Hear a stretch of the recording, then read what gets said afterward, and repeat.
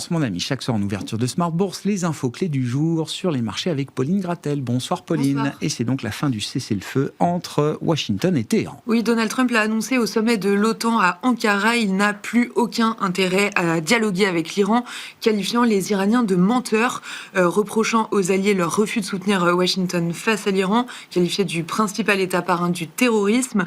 Il a prévenu que les États-Unis allaient frapper très fort cette nuit.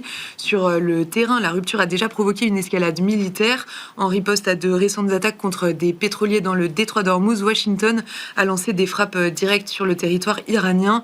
La réplique de Téhéran a été immédiate. Les gardiens de la révolution affirment avoir ciblé des installations militaires américaines. Face à cette situation, les marchés ont évidemment réagi violemment. On y revient. Et Donald Trump a attaqué également l'OTAN. Il s'affiche très en colère. Oui, le président américain a justifié son ressentiment sur deux fronts majeurs. Le premier militaire, on l'a dit, et le second concerne le Groenland, ce territoire très stratégique rattaché au Danemark et convoité par Washington pour ses terres rares et sa position clé depuis longtemps. Donald Trump reproche à l'OTAN d'avoir bloqué la route et fait obstruction aux ambitions américaines dans la région. Enfin, lors de ce sommet agité, il a déclaré cesser tout échange commercial avec l'Espagne.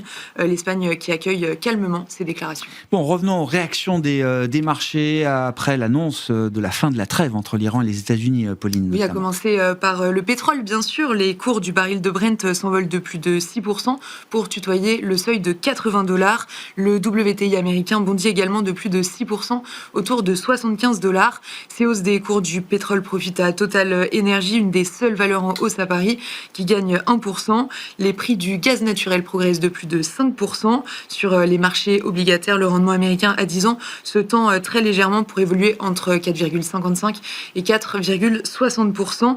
Et les rendements à 20 et 30 ans évoluent au-delà de 5%. Sur le marché des échanges, le dollar reste globalement stable, l'euro-dollar aussi autour de 1,14. Qu'en est-il des marchés obligataires en Europe, Pauline ? Les rendements se tendent globalement partout en Europe, jusqu'à 10 points de base pour l'Espagne, le Portugal, la Grèce ou encore l'Italie. En France, même tendance, mais potentiellement plutôt associée au risque politique. Marine Le Pen a été condamnée en appel pour détournement de fonds publics, a annoncé son pourvoi en cassation et sa candidature à l'élection présidentielle de l'année prochaine. Le rendement français à 10 ans se tend de 10 points de base pour évoluer autour de 3,90%.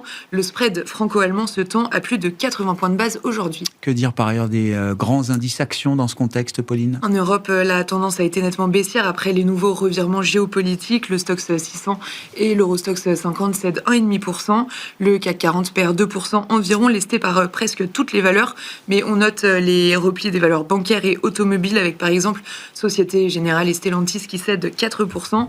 Aux États-Unis, les indices sont en repli plus mesuré, globalement de moins de 1%. Enfin, l'indice VIX de la volatilité grimpe de 6% autour de 17%. Et avec tout ça, Pauline, vous avez réussi à suivre la décision de politique monétaire de la Banque centrale de Nouvelle-Zélande. Oui, comme attendu par les analystes, elle a remonté ses taux directeurs de 25 points de base, voilà. les passant de 2,25 à 2,50%. Une hausse de taux en plus au compteur. Quel sera le programme de demain, Pauline, pour les marchés ? Ce soir, déjà, on restera attentif à la publication des minutes de la Réserve fédérale, les premières publiées sous la présidence de Kevin Warsh. En Asie, on regardera l'inflation chinoise du mois de juin et en Europe, la balance commerciale allemande pour mai. Côté micro, les résultats de PepsiCo sont attendus demain. Tendance, mon ami, chaque soir en ouverture de Smart Bourse, les infos clés du jour sur les marchés avec Pauline Gratel.